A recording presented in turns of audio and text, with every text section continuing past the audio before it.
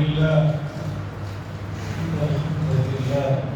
نحمده ونستعينه ونستغفره ونؤمن به ونتوكل عليه ونعوذ بالله من شرور أنفسنا ومن سيئات أعمالنا من يهده الله فلا مضل له ومن يضلله فلا هادي له ونشهد أن لا إله إلا الله وحده لا شريك له ونشهد أن سيدنا ونبينا ومولانا محمدا عبده ورسوله أرسله الله تعالى إلى كافة الناس بشيرا ونذيرا أما بعد فإن أصدق الحديث كتاب الله وخير الهدي هدي محمد صلى الله عليه وسلم وشر الأمور محدثاتها وكل محدثة بدعة وكل بدعة ضلالة وكل ضلالة في النار. قال الله تبارك وتعالى في القرآن المجيد والفرقان الحميد: شهر رمضان الذي أنزل فيه القرآن هدى للناس وبينات من الهدى والفرقان فمن شهد منكم الشهر فليصم. وقال تعالى: يا أيها الذين آمنوا اتقوا الله ولتنظر نفس ما قدمت لغد واتقوا الله إن الله خبير بما تعملون.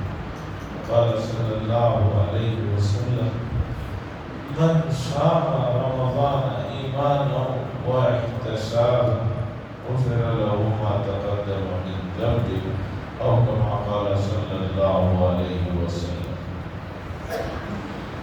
عزیزان محترم، یہ ماہ مبارک کی دوسری جمعہ اور پہلے عشرے کی بھی دوسری جمعہ کا دن خود اپنے اندر اتنے فضائل اور اتنے مناقب اور اتنی خصوصیات رکھتا ہے کہ یہ خود مستقل بہت بڑی اللہ کی نعمت ہے جمعہ کا دن. چونکہ حدیث میں آیا ہے، رسول اللہ صلی اللہ علیہ وسلم نے فرمایا آدم علیہ السلام کی تخلیق جمعہ کے دن، ان کے اندر جو روح پھونکی گئی وہ جمعہ کے دن، اور بہت سی چیزوں کو بتایا گیا اور آخر میں بتایا گیا کہ بھی یہ کام تو بڑے بڑے اس دن ہوئے ہیں. ایک آدمی سوال کرے گا میرے لیے کیا ہے اس میں؟ یہ تو کام ہو چکے، فضیلت کی چیز ہے، میرے لیے کیا ہے؟ تو حضور صلی اللہ علیہ وسلم نے بتایا کہ بھائی جمعہ کا دن صبح سے لے کر شام تک اللہ نے ایک لمحہ اس جمعہ کے دن ایسا رکھا ہے کہ اس میں بندہ جو بھی دعا کرتا ہے اللہ تبارک و تعالیٰ اسے قبول فرماتا ہے. ہر بندے مومن کے لیے، قیامت تک آنے والے انسانوں کے لیے جمعہ کا، ہر جمعہ کا دن اتنا محترم ہے کہ اس ایک لمحے کی تلاش میں اگر وہ صبح سے شام تک تھوڑا سا محنت کر لیتا ہے تو سمجھیے کہ اس کے بہت سے بلکہ پورے مسائل حل ہو جائیں. لیکن امت کو نہ لمحے کی فکر ہے، نہ سیکنڈوں کی فکر ہے، بلکہ اس مہینے کی آخری 5 تاخراتیں جاننا مشکل ہے. لیلۃ القدر کی تلاش میں 5 راتوں کو جاننا مشکل ہے، جبکہ اس ایک رات میں عبادت تقریباً 1000 مہینے یعنی 83 سال سے زیادہ کی عبادت کا ثواب مل جاتا ہے بندے مومن. مجھ سے بھی کئی لوگ پوچھ رہے تھے کل بھی پرسوں بھی ملاقات میں کہ حضرت دن بدن ماہ مبارک ابھی ختم ہونے بہت باقی ہے، مصلی کم ہوتے جا رہے ہیں، اس کے پیچھے کی وجہ کیا ہے؟ میں نے کہا کہ بہت سے وجوہات ہو سکتی ہیں، لیکن قرآن و حدیث کا مطالعہ کرنے کے بعد گزشتہ اقوام کی جو تاریخ قرآن نے بیان کی اور ہمارے قریب میں بڑی علمی شخصیت گزری حضرت مولانا سید ابو الحسن علی حسینی ندوی قدس سرہ، انہوں نے ایک کتاب لکھی تاریخ دعوت و عزیمت، جس میں گزشتہ سالوں کی، گزشتہ 1400 سالوں کی، یعنی اس کے 1450 سال تو نبوت سے اب تک ہو رہے ہیں، 1000 سال تک کی تاریخ کو اس میں انہوں نے لکھا، اور ہر 100 سال کی تاریخ میں جو تبدیلیاں ہوئی، جو مزاج بگڑے بدلے، اس پر انہوں نے بہت اچھے انداز میں تجزیہ اور صحیح کیا کہتے ہیں آپریشن جو ہوتا ہے اسے جو انہوں نے کیا، ان سب چیزوں کو پڑھنے کے بعد یہ بات واضح طور پر ایک سمجھ میں آتی ہے کہ موجودہ زمانے میں دین اور دین سے جڑی ہوئی چیزیں جیسے ماہ مبارک ہے، یہ بڑا اہم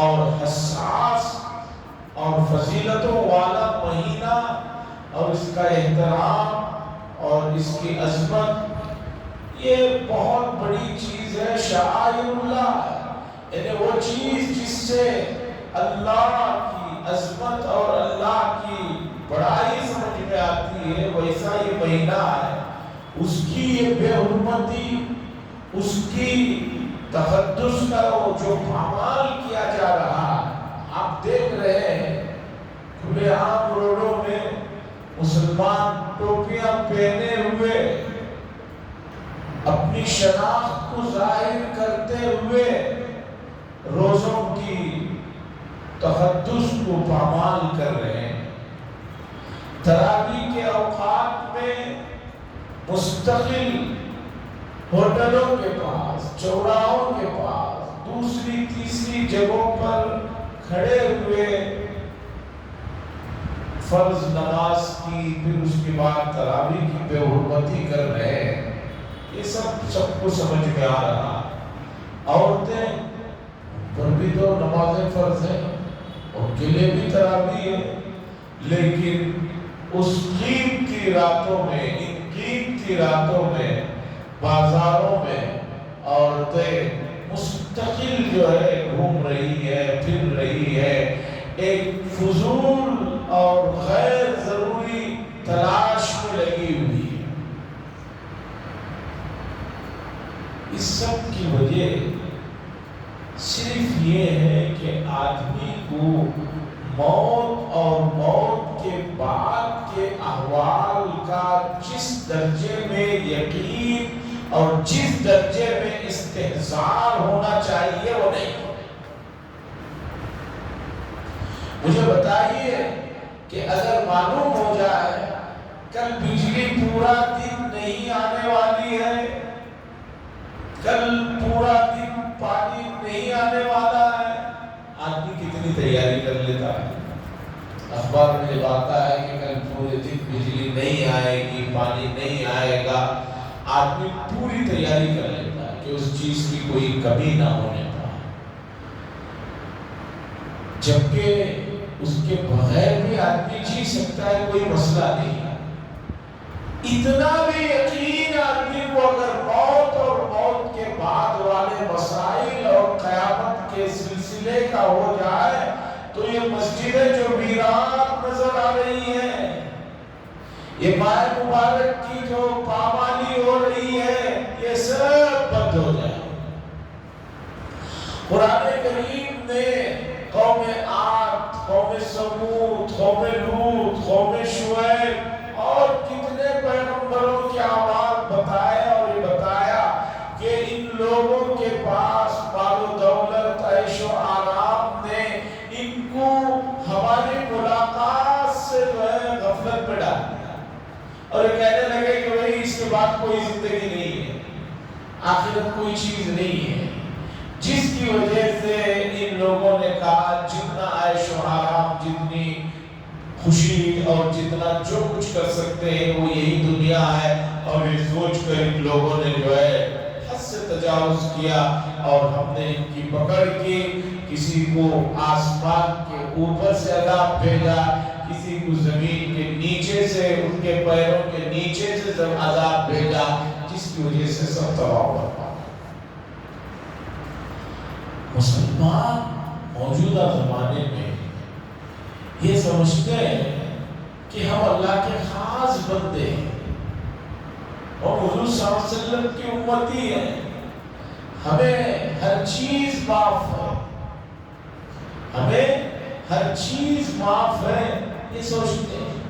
اسی طرح بنی اسرائیل کے لوگ بھی جو 70,000 انبیاء جن میں مبعوث ہوئے، وہ لوگ بھی یہی سوچ کے جو ہے دھوکے میں رہے، وہ کہنے لگے نحنو احباء، نحنو ابناء اللہ و احباء، نحنو ابناء اللہ و احباء، ہم اللہ کے بڑے بیٹے ہیں اور ہم جو ہے اس کے پسندیدہ ہیں،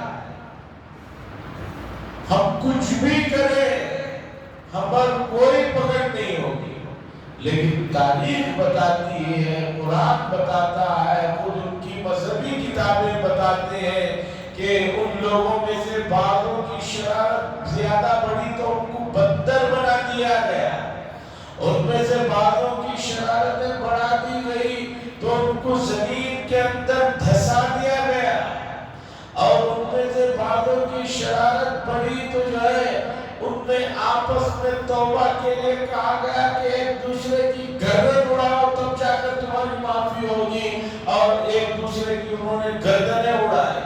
ان لوگوں میں آپس میں جب اتنا زیادہ شرارت بڑھی تو اللہ تعالیٰ نے ان کے سروں پر پہاڑ کو لا کر رکھ دیا، اور وہ ان سے پوچھا بولو مانتے ہو کہ نہیں مانتے ہو؟ عزیزان گرامی، یہ خوش فہمی آدمی کو تباہ و برباد کر دیتی ہے۔ امت مسلمہ اسی خوش فہمی میں پڑی ہوئی ہے، ہم حضور کے امتی ہیں، ہم جو ہے مسلمان ہیں، اور چاہے اسلام 1% ان کے اندر نہ ہو۔ عزیزان گرامی، امت مسلمہ کا ایک طبقہ آپ کو ایسے بھی ملے گا جسے کلمہ توحید، کلمہ طیبہ صحیح پڑھنا نہیں آتا۔ میں دوسرے ملکوں کی بات نہیں کر رہا ہوں، اپنے ملک کی، اپنے اسٹیٹ کی بات کر رہا ہوں۔ اپنے اسٹیٹ بنگلور سے نکل کر آپ اس کے جو علاقے دور ہیں، جو مہاراشٹر اور دوسرے صوبوں سے لگے ہوئے لوگ ہیں، وہاں جا کر آپ امت مسلمہ سے کلمہ طیبہ لا الہ الا اللہ محمد رسول اللہ، دو کلمہ شہادت اشہد ان لا الہ الا اللہ و اشہد ان محمد عبدہ و رسولہ، جو بنیادی کلمے ہیں، امت مسلمہ کو بنیادی کلمے تک نہیں پڑھنا آتا۔ ایسے بھی علاقے ہیں، تازہ میں بتا رہا ہوں۔ ہم لوگوں کی ذمہ داری تھی اور ذمہ داری ہے، اور قیامت تک جب تک ہم زندہ ہیں تب تک یہ ذمہ داری ہماری رہے گی کہ ہمیں اللہ نے کچھ علم دیا ہے، کچھ صحیح سمجھ دی ہے، تو اس سمجھ کے مطابق ہم جو ہے اپنی بھی فکر کریں اور اپنے ان بھائیوں کی بھی جو علاقوں میں کفر اور ایمان کے بنیادی فرق کو مٹا کر جی رہے ہیں۔ گھروں میں جائیے آیت الکرسی بھی لکھ کر لگائی ہوئی ہے، دکانوں میں جائیے یاسین اور آیت الکرسی اور چاروں ملک بھی ہیں، اور اسی کے بازو برادران وطن کے بہت سے دیوی دیوتاؤں کی تصویریں بھی لگی ہوئی ہیں۔ صبح اٹھ کر اسے بھی اگربتی جلا رہے، اسے بھی اگربتی جلا رہے۔ یہ حال ہے تو امت مسلمہ اپنے فریضے سے، اپنی ذمہ داری سے جتنا بھاگے گی اس کے لیے اتنی تباہی مقدر ہو۔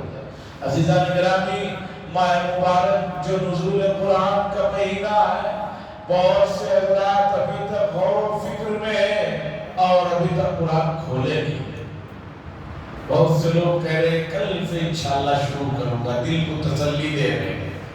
مجھے تو شیخ سعدی نے ایک واقعہ لکھا ہے، وہ واقعہ یاد آتا ہے واقعہ، وہ حقیقت پر مبنی واقعہ ہے، لیکن اپنے احوال کے ساتھ مطابق بھی ہے، اور واقعہ ایسا ہے کہ آپ کو ہنسی بھی آ جائے۔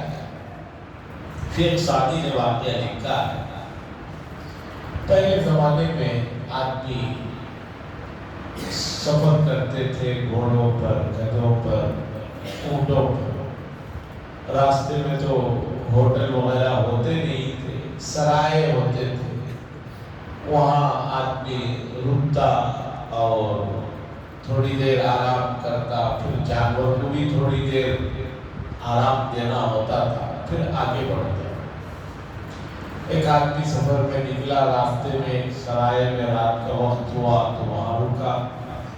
رکنے کے بعد اس نے سرائے میں جو خادم تھا اس سے پوچھا کہ بھائی میں آرام کرنا چاہتا ہوں، جانور کے لیے کوئی چارے پانی کا بندوبست کر دو۔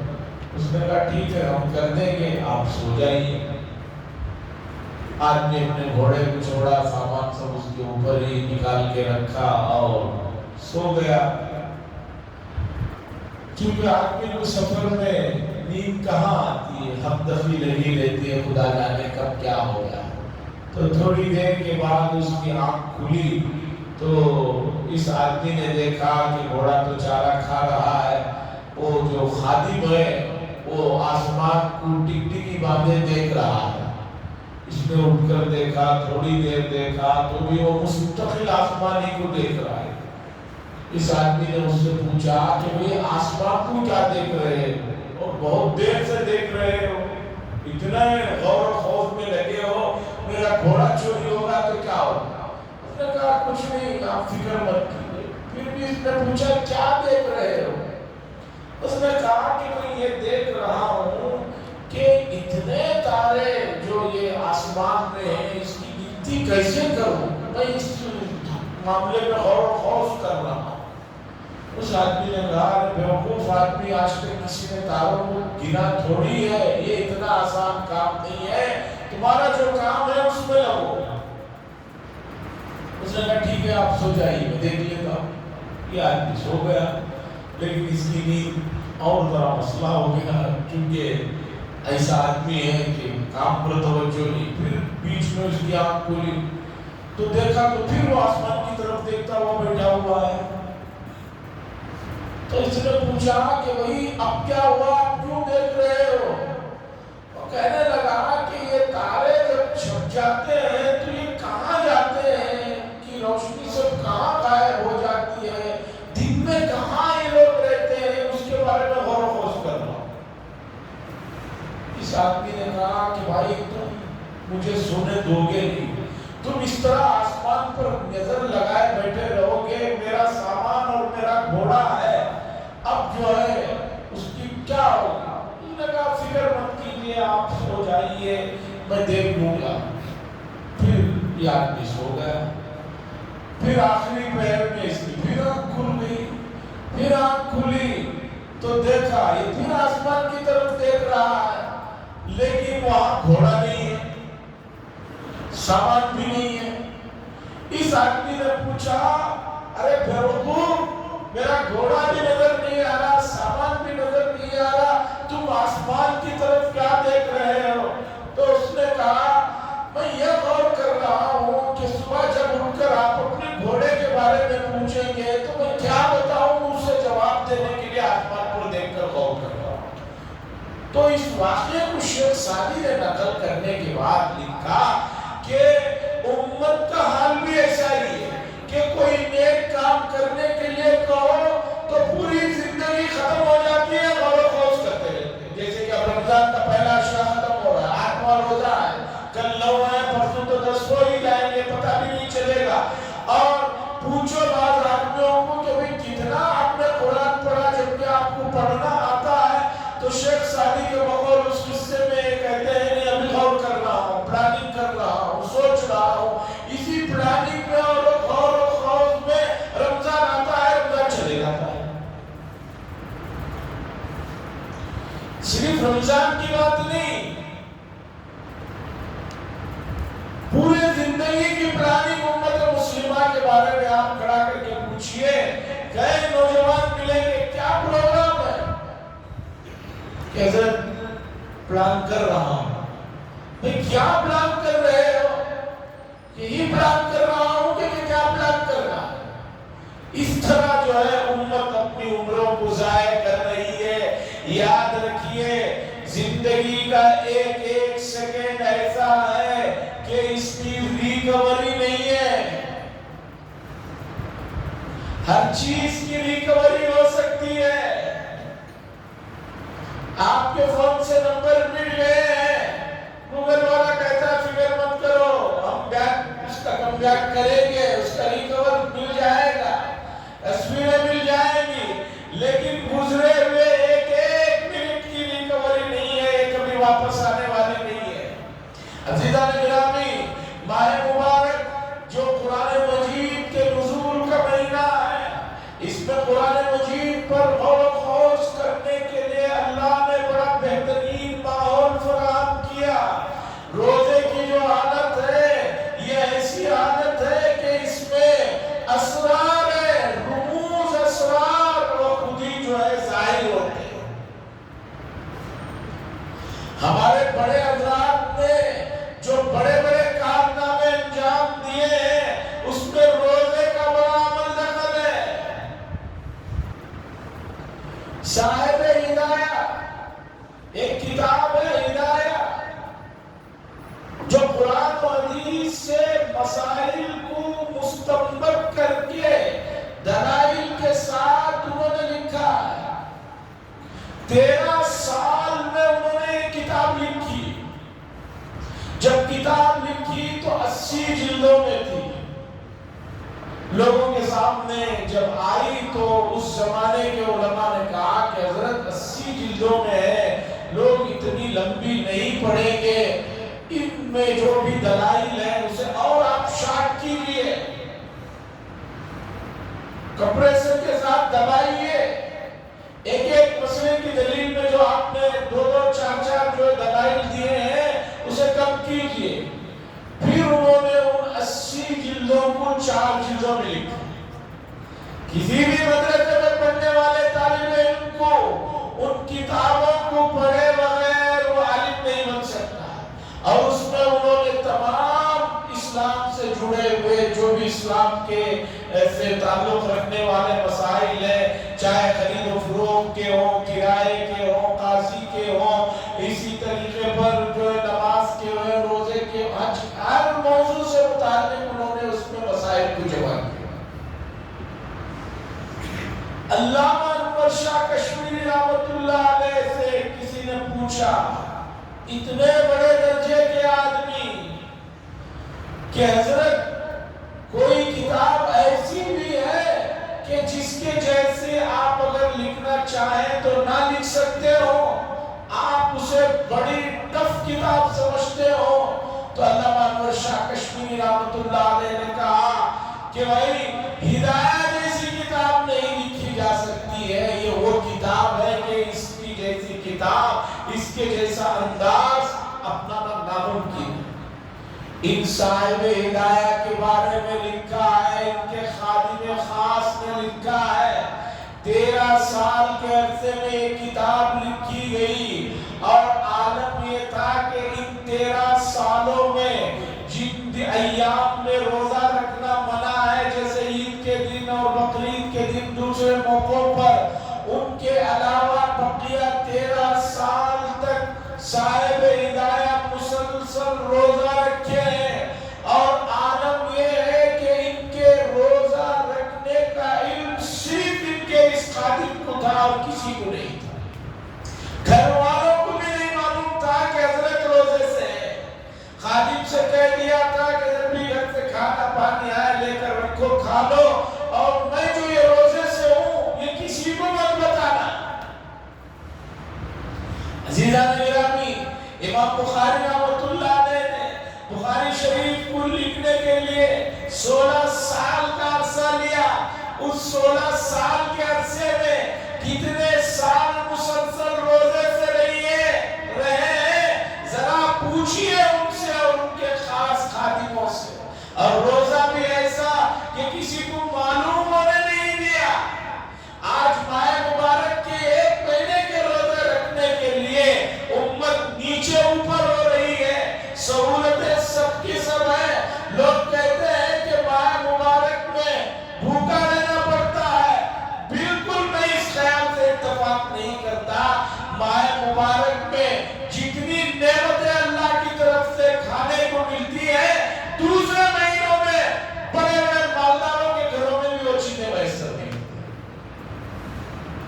بتائیے کہ کون آدمی روزانہ اہتمام سے غیر رمضان میں سموسا بھی کھا رہا ہو، آش بھی پی رہا ہو، لسی بھی پی رہا ہو، اور فروٹ 3-4 تو کھا ہی رہا ہو، پیٹ کھجور بھی کھا رہا ہو، اور اس کے بعد پھر دعوتیں بھی اڑا رہا ہو۔ بتائیے کہ رمضان کے علاوہ کس کے گھر میں اہتمام سے یہ سب چیزیں ہوتی ہیں؟ عزیزان گرامی، روزے کے جو فضائل ہیں، روزے کے اندر جو اسرار ہیں، وہ روح کو پاکیزہ کر کے آپ کو اللہ کے جو قریب کر دیتی ہے، آپ اس کا تصور نہیں کر رہے ہیں، اسے محسوس نہیں کر رہے ہیں۔ آپ 1 مہینے کے روزے رکھتے ہوئے بہت نیچے اوپر ہو رہے ہیں۔ ابھی میں نے بتایا صاحب ہدایت 13 سال تک کے روزوں کا ان کا مسئلہ ہے۔ امام بخاری 16 سال بخاری شریف لکھتے ہوئے اکثر زمانہ، حالانکہ وہ زمانے میں بعض مرتبہ ان کو ریگستانوں میں سفر کرنا پڑتا تھا، گرمی کی شدت سے خون کے پیشاب ہوئے ہیں، تب بھی ان لوگوں نے جو ہے اسلام کے ان فرائض کا بڑا اہتمام کیا۔ علامہ زمخشری تفسیر کبیر، تفسیر کشاف کے مصنف، ان کا لقب ہے جار اللہ۔ جار کہتے ہیں پڑوسی، جار اللہ کے معنی ہوئے اللہ کا پڑوسی۔ کعبے کے پاس مسجد حرام میں اب 1970 کے بعد حرم میں سنگ مرمر اور دوسری سہولتیں ہیں کہ جو گرمی کا احساس نہیں ہوتی، آپ طواف کر سکتے ہیں ننگے پیر بھی۔ جو لوگ 1960 سے پہلے حج کو گئے ہیں یا عمرے کو گئے ہیں، ان سے ذرا پوچھئے، بالکل پھتریاں ہوتی تھی، پیر جل جاتے تھے، بہت حالت تھی۔ اب اتنی سہولت ہو گئی ہے کہ ہر جگہ اے ہے، ٹھنڈا پانی ہے، یہ سب سہولتیں ہیں۔ صاحب کشاف علامہ زمخشری تقریباً 650 سال پہلے کے آدمی ہے، 10 سال تک کی نظرت نے مسجد حرام میں کعبے کے پاس اعتکاف کیا ہے۔ کتنے سال؟ 10 سال۔ یہاں رمضان کے ایک عشرے کا اعتکاف کے لیے یہاں تو الحمدللہ تھوڑے بہت حضرات بیٹھ جاتے ہیں۔ گاؤں دیہاتوں میں آج بھی اس گاؤں دیہات کے کسی ایک بوڑھے آدمی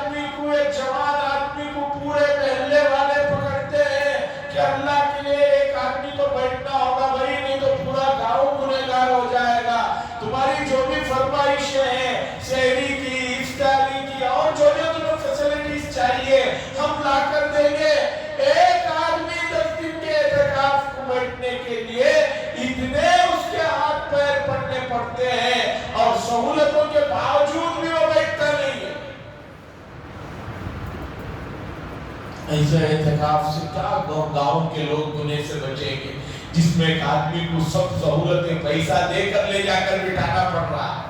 اور ایک علامہ زمخشری ہے 10 سال تک جو ہے مسلسل انہوں نے کعبے کے پاس اعتکاف کیا. عزیزان گرامی اسی کا نتیجہ ہے آج 600 سال گزر گئے ہیں.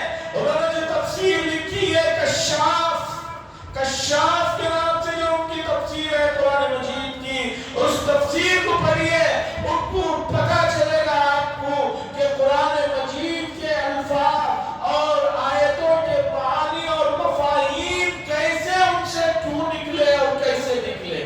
جتنا آدمی اللہ کے قریب جاتا ہے اتنے زیادہ جو ہے اس کے اسرار اور رموز ظاہر ہوتے ہیں. اقبال صاحب کا شعر سنیے، شاید بات سمجھنے میں آسانی سے ہو جائے گی. کھلتے ہیں غلاموں پر ہی اسرار شہنشاہی، کھلتے ہیں غلاموں پر ہی اسرار شہنشاہی. جو بادشاہ کا خاص خادم ہوتا ہے اسی کو معلوم رہتا ہے بادشاہ کا مزاج کیا ہے، کیسے اٹھنا ہے، بیٹھنا ہے، کیا کھاتے ہیں، کب غصے میں ہوتے ہیں، کب خوشی میں ہوتے ہیں. کھلتے ہیں غلاموں پر ہی اسرار شہنشاہی. عزیزان گرامی اگر آپ اللہ تبارک و تعالیٰ کے الطاف و عنایات کو دیکھنا چاہتے ہیں، محسوس کرنا چاہتے ہیں، اس کے رحم و کرم اور اس کے جو فضائل ہیں، اس کے جو صفات ہیں، اس کا ظہور دیکھنا چاہتے ہیں، تو اس مہینے کا احترام کیجئے، ان روزوں کی عظمت کو جانیے، اسے کما روزوں کو رکھ کر دیکھیے.